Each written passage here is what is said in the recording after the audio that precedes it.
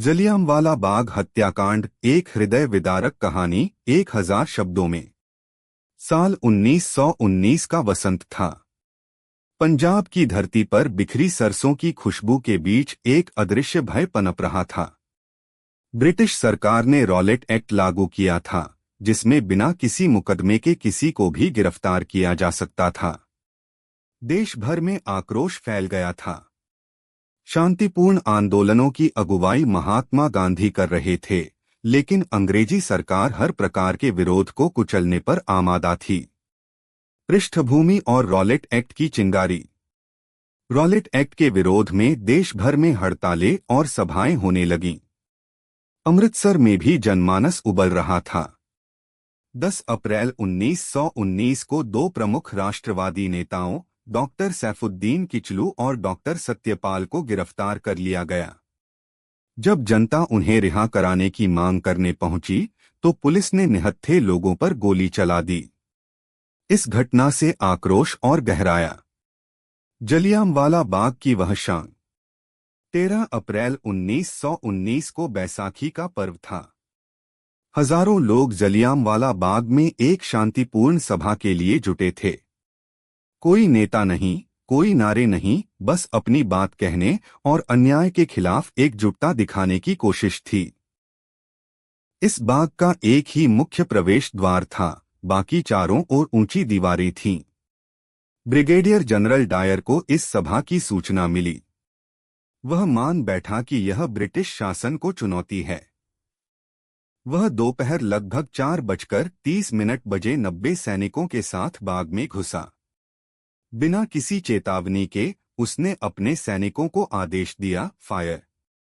सैनिकों ने बिना रुके गोलियां चलाईं। न कोई चेतावनी, न कोई विकल्प। ब्रिटिश सैनिकों ने 10 मिनट तक लगातार गोलीबारी की। बंदूकें तब तक नहीं रुकीं जब तक उनके पास गोलियां खत्म नहीं हो गईं।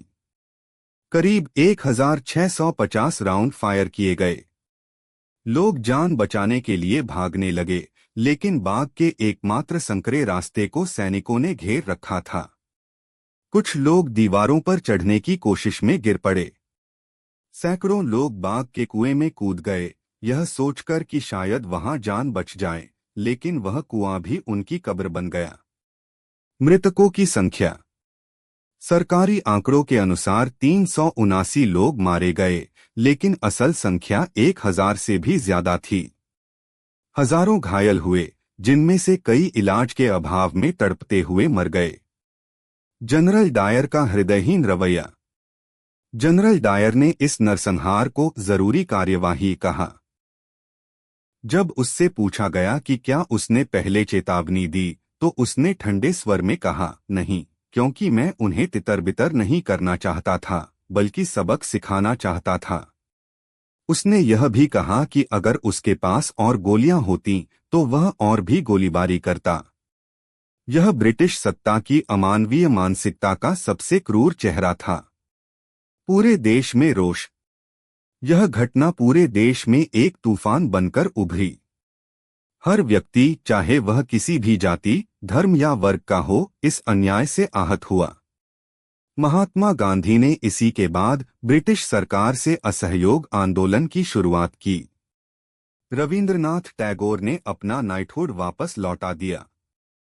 जलियांवाला बाग की गूंज एक बच्चे की आंखों से। इस कहानी को एक बच्चे की दृष्टि से समझें। एक 12 साल का लड़का अर्जुन अपने पिता के साथ बैसाखी के मेले में गया था। उसके पिता स्वतंत्रता संग्राम से जुड़े थे। उन्हें लगा था कि यह सभा शांतिपूर्ण होगी। अर्जुन को कुछ समझ नहीं आ रहा था, वह तो पतंगे उड़ाने और मिठाइयाँ खाने की उम्मीद में आया था। लेकिन जब गोलियां चलीं, तो उसका हाथ पिता से छूट गया। अर्जुन ने देखा, लोग चीखते हुए गिर रहे हैं, खून हर ओर बह रहा है। उसने एक